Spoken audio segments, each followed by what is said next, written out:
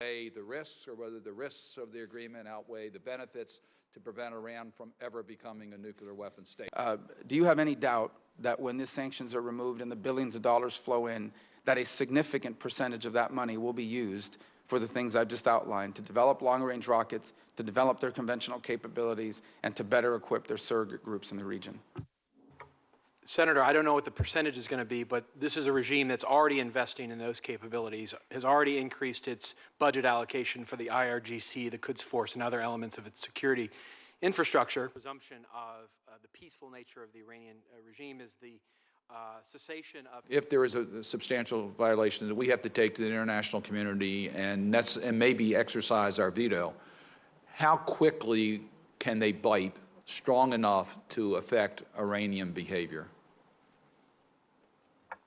Well, Senator, I would say that if we are able to get snapback and in a context that is conducive to people imposing swift sanctions, we can start biting the Iranian economy quite quickly. The oil embargo that we were just talking about started having dramatic economic effects on Iran within 2 or 3 months of being really imposed starting in January of 2012. I know when I met with our Western partners, they were very explicit in agreeing with Iran.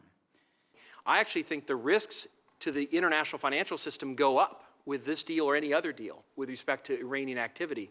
So we're going to have to, if we're honest about what's happening in the international financial commercial order, we're going to have to crack down on Quds force front companies, IRGC funding flows, contracts run by the Ministry of Intelligence. I mean, that's the nature of the Iranian economy and the way that they do business and the way that they have reach. It's precisely what we cut off that harm them so much. A mechanism, and whether that is a letter, I know the entire inspection regime, the entire verification regime depends upon the IAEA.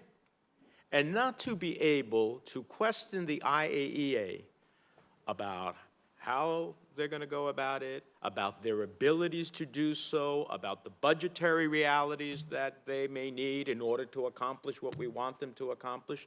I don't know how one can come to a conclusion on this agreement without understanding from the agency that is involved. The most critical element of this agreement is them. The agreement says they will put between 130 and 150 inspectors into Iran to carry out the inspections. So they have the financial ability to do that. I think that's critical.